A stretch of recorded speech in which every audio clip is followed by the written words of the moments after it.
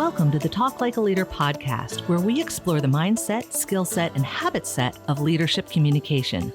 Using these tips, techniques, and tactics, you'll be able to talk like a leader to build better relationships and get more done.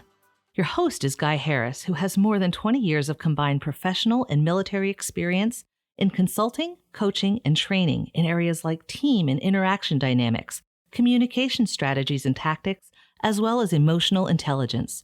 Take it away, Guy. Hi, this is Guy Harris. Welcome to Talk Like a Leader.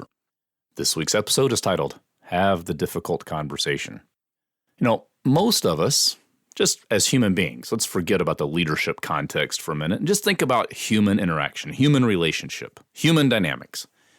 Most of us tend to avoid difficult conversations because, well, they're difficult. It's uncomfortable. We're maybe having to confront a situation where we're seriously concerned about how the other person would respond. We're concerned with what they might think of us or feel about us.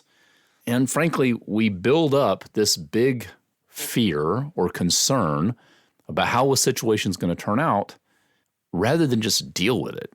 And the fear of dealing with the situation, in my experience, lots of years and frankly, lots of avoided conversations that I wish I had had sooner, tells me that avoiding the conversation that's difficult to have about a person's behavior, about a person's results, about how things are going, tends not to go well. It tends to make things worse. It tends to allow bad behaviors or bad results to continue. It tends to hurt the team. Ultimately, it winds up hurting the person that we're not having the conversation with. I'll give you an example of a situation that I just recently learned about. I was recently talking with a young lady who had recently left an organization because of some bad leadership behaviors by her supervisor.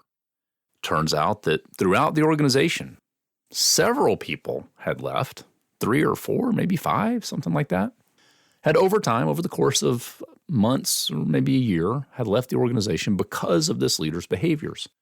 And the leaders senior to this leader weren't dealing with the situation. They were basically just watching people leave because of this leader's behaviors.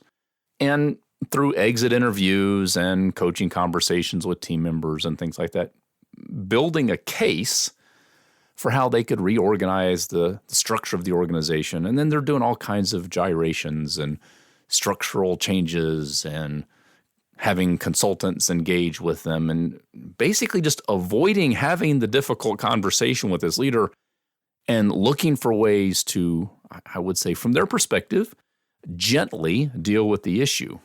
And as an outside observer, I frankly think they're making a mistake. They're not actually having the conversation with this leader who has bad behaviors so that it gives this person the opportunity to change their behaviors.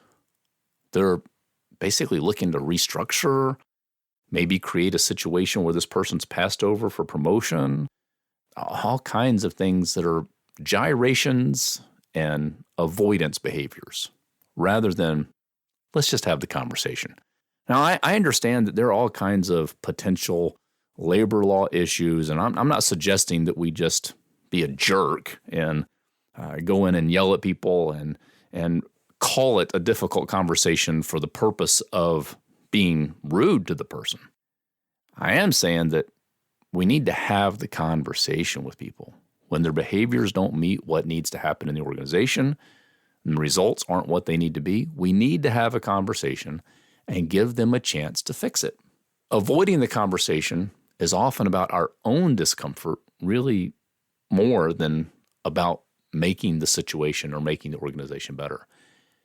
And it can ultimately be more cruel to the person we're not talking with than just having the conversation. And I say that because if we do these organizational changes and restructuring and moving people around in order to avoid having the conversation with the person, we actually set them up for more failure later. We don't let them know the real reason why things aren't going well. We don't let them know the real dynamics behind the situation. We don't give them a chance to address the behaviors they have that are causing the problem. We leave them in the dark so that maybe they leave our organization or go on to a different job and repeat the same pattern there and continue to make mistakes and cause trouble and fail to get results because nobody let them know what they were doing that was creating the problem. Now, as I said, I don't think we need to be jerk. We don't need to use what I call Queen of Hearts management. Somebody makes a mistake and fire them because it's just off with their head. That's why I call it Queen of Hearts management. I do think we can have the difficult conversation with people, and that's the job of the leader. Now, how do you do that in a way that isn't aggressive and pushy?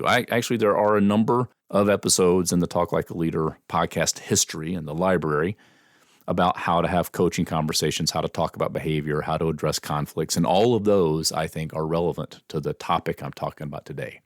I'll summarize a lot of the past stuff I've talked about in a simple statement. And I don't exactly remember where I got this phrase. I think I might have gotten it from the book Leadership and Self-Deception, or maybe from the book The Anatomy of Peace. I don't really recall. It's one of those two, I'm pretty sure, though. And the statement is, we want to be hard on the behavior and soft on the person. And hard does not mean cruel. It means direct, to the point. It means clear and concise, so the person knows exactly what is not okay or what would be okay in its place.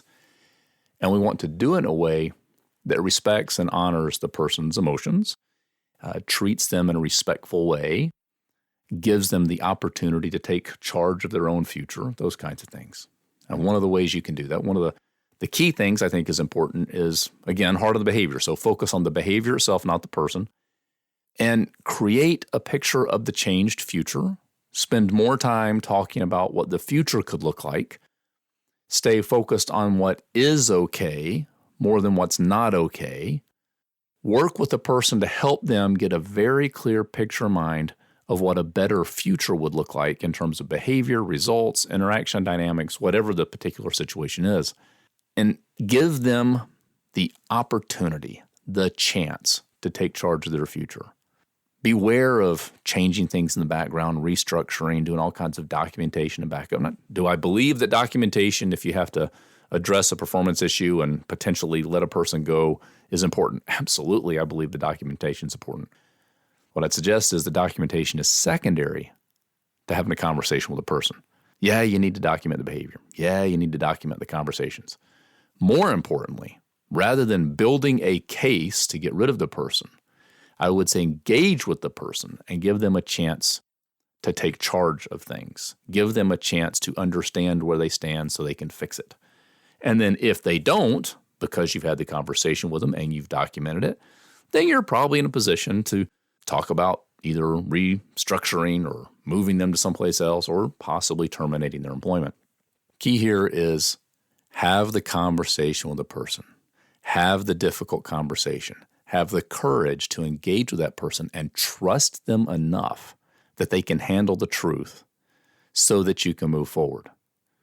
Now, I just had another conversation, a different conversation with a leader who has tried this approach and it hasn't worked out well.